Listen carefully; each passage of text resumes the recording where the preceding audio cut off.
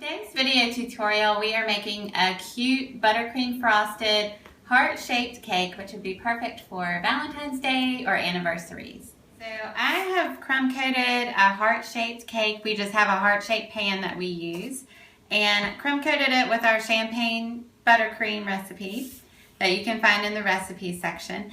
And I've chilled it in the freezer for about 15 minutes until the frosting was firm. And I did that so that now I can pick it up easily, and I'm just going to cut it out with scissors, cutting away the excess cardboard cake circle.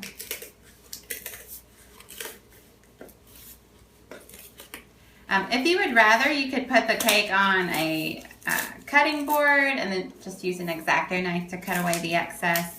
Or you could actually crumb coat your cake on the cake base itself.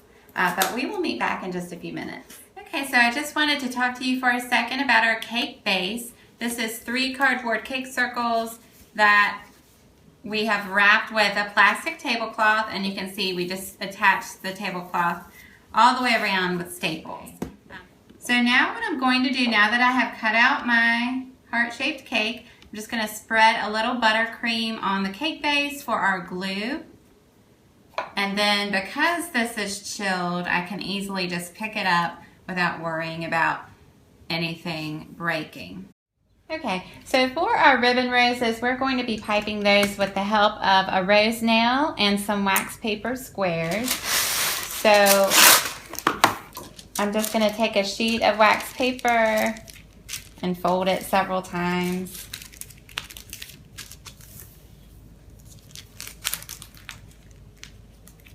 Let's see. Cut away all those edges. Okay, so now we have lots of little wax paper squares, and we're going to be using 3 different shades. We have white buttercream, and then a medium pink and a light pink, and both of the pinks are Americolor Deep Pink.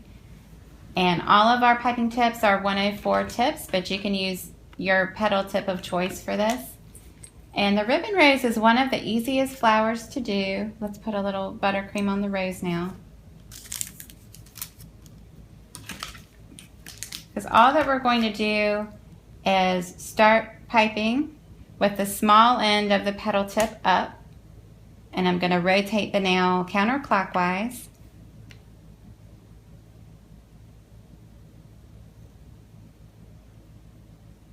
And you'll just continue until the rose is about the size that you want. So I think that's about the size we're going to use. And so now I'm going to just move it over to a cookie sheet. And once I've made lots and lots of ribbon roses, I'm going to chill these in the freezer until firm so that we can then place them on the cake. Give it a spin.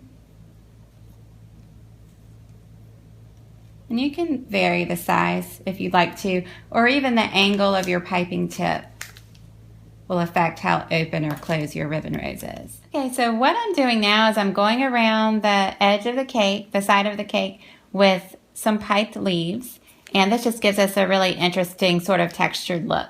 So I'm using a Wilton 366 large tip, leaf tip, and these leaf tips have a large V shape cut out of it. And so what we're going to do is I'm going to tilt the opening so that that V-shaped opening is sideways, and I'm going to hold my piping bag at a 45-degree angle, and we're just going to apply pressure and then pull up and release the pressure. And you can slightly pull away from the surface of the cake if you want to give the leaves a little bit more lift. But I'm kind of staggering my leaves so that they fit within the previous row, or at least I'm trying to. And this is a fairly quick method that I think looks really interesting. So I'm just going to continue all the way around, and we'll meet back in just a few minutes. Okay, so you can see I've started to fill in the top with my ribbon roses. I have 3 cookie sheets of ribbon roses. And so the other 2 are in the freezer right now, and this one was chilling for about 15 minutes in the freezer. If you know that it's going to be a long time before you get to the decorating part, you can just refrigerate these roses and they'll get nice and firm.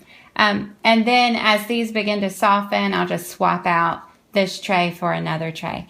But one thing that I realized that I wish I had thought about before is that it's probably a good idea to crumb coat in green frosting, because as I was starting to do this, I can see the white showing through here and there. And I might just leave it as it is, or I might squeeze in some little leaves.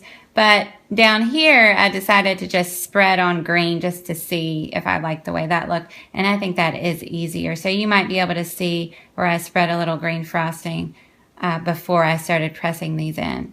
So that is probably going to be an easier way to go. But anyway, we'll just work with what we have going on. And it's really helpful to have roses of all different sizes, because if you have all the same size of rose, it's going to be hard to fill in those little holes.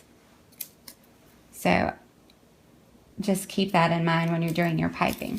Okay, so I'm just kind of trying to stagger these between each other and get the tightest fit that I can.